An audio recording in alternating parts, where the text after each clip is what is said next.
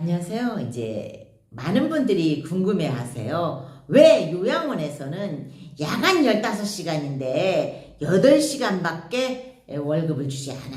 굉장히 그 요양보호사 선생님들이 불만 있을 수 있죠. 왜냐면 박봉이잖아요. 똥 치우고 정말 인간을 그 많은 비위를 다 맞춰줘. 어르신들 비위도 맞춰야지, 또 팀장의 비위도 맞춰야지, 운영진의 비위도 맞춰야지. 그런데 박봉이잖아요. 게다가 야간은 15시간인데 8시간밖에 계산을 안 해줘요.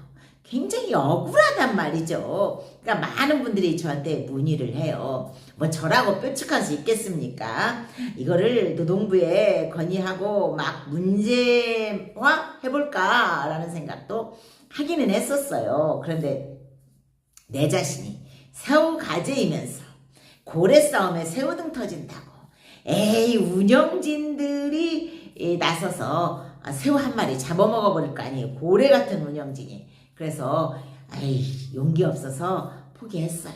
하여간 그러나 우리가 알고는 넘어가야 되겠지요. 만약에 어르신이 22분이 계시다면 요양보호사 선생님은 10분을 필요로 합니다. 그럼 10분을 어떻게 배치해야 될까요? 433으로 배치해서 뭐 꼭두새벽 4명, 오후 3명, 야간 3명 이렇게 배치할까요? 그렇다고 한다면 아침 새벽 그리고 오후팀 야간팀 이렇게 한다면 야간은 돌아갈 수가 있어요. 22분의 어르신을 요양보호사 선생님 3분이면 1분 쉬고 2분은 일하시고 그러니까 이틀 하고 하루 쉬는 걸로 로타리로 충분히 돌아갈 수 있어요. 야간은 사실상 야간은 주간에 비해서 그렇게 일할 게 별로 없어요. 면회 오는 것도 없잖아요. 목욕시키는 것도 없잖아요. 야간에 목욕시키는 그런 요양원 못 보셨잖아요. 그러니까 야간은 기저귀 갈고 밥 차리고 그것 하는 거기 때문에 충분히 22명, 25명까지는 요양보호사 선생님 3분이서 로타리로 그러니까 근무는 2분이 하시게 되는 거죠. 충분히 돌아간단 말이에요. 근데 주간은 목욕시킬 때만큼은 엄청 바쁘죠. 목욕시킨다고 하면은 누군 2명은 목욕시켜야 되고 옷 갈아입혀야 되고 또 뒷정리해야 되고 얼마나 바빠요. 게다가 면회도 온단 말이죠. 보호자 면회 올 때는 또 옷을 갈아입히고 단장도 해야 되잖아요. 그러니까 또 거기에 매달려야 되잖아요. 휠체어도 태워다 드려야 되고 낮에는 또 그 다른 분들이 방문객들이 있으면 좀 뽀대 있게 보이려면 요양보호사 선생님도 많아야 된다는 말이죠. 그러니까 10분 중에 3분은 야간에 배치하고 7분 정도를 주간에 배치해서 이제 휴식하시는 분, 연차하시는 분을 감당하게 되면 실질적으로 7분이지만 주간에는 5분이나 4분 정도가 근무를 하게 돼 있어요. 그 정도밖에 안 된다는 거예요. 배당이. 그럴 수밖에 없잖아요. 연차 월차 쓰겠죠. 야간은 그래도 이렇게 이틀하고 하루 쉬고 또 연월차를 누군가 쓴다고 그러면 주간에서 또 서포트를 가지만 주간은 뭐 누군가 야간에서 서포트 할 수는 없잖아요. 그러니까 야간의 열차는 오롯이 빠지니까 4명 정도도 벅찬 꼴이 되는 거예요. 그러다 보니까 3교대는 절대로 할 수 없고 2교대로 넘어가야 되는데 12시간 12시간 할 수는 없잖아요. 그러니까 9시간을 주간에 배정을 시켜요. 그리고 1시간은 점심시간이야. 점심 물론 요양보호사 선생님이 다 먹는 경우는 없잖아요. 1시간 다 찾아 먹은 요양보호사 선생님 계신가요? 밥을 후다닥 부랴부랴 먹고 빨리빨리 먹고 올라와서 또 어르신들 수발을 들잖아요. 그러니까 열심히 점심 챙겨 드리고 그 짬나는 시간에 잠깐 교대로 4분이면 2분 내려가서 점심 식사하고 또 바로 올라와서 일하지. 1시간 다 쉬는 분 없어요. 하여간 주간도 이렇게 요양원의 구미에 맞춰 그 무료 봉사를 한 30분 이상은 선생님들이 하시게 돼 있죠. 그러면 이제 야간을 보자고요. 9시간을 빼고 나면 15시간이 남잖아요.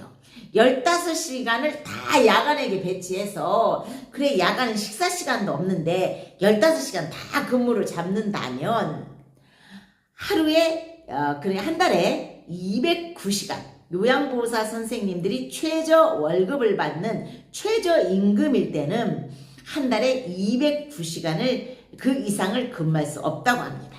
그러면 209시간 이상이면 특근수당 뭐 이렇게 하다 보면 2배, 그러니까 월급에 따블이 계산돼야 된다는 거죠. 그러다 보니까 이제 머리를 쓰신 거예요, 운영진에서. 객관적으로 현실만을 저는 이야기하는 것이니까 현실만을 이야기한다라는 입장에서 봐주셨으면 감사하겠어요. 15시간 중에 그럼 어떻게 하면 우리가 8시간을 근무하는 걸로 해야 되는데 그 이상의 근무는 내가 요양보호사들 월급을 좀 떼먹어야 될 거 아니에요. 안 떼먹을 수 없잖아요. 그러니까 8시간만 일하고 하고 그럼 15시간에서 8시간이라고 하고 나면 7시간이 남잖아요.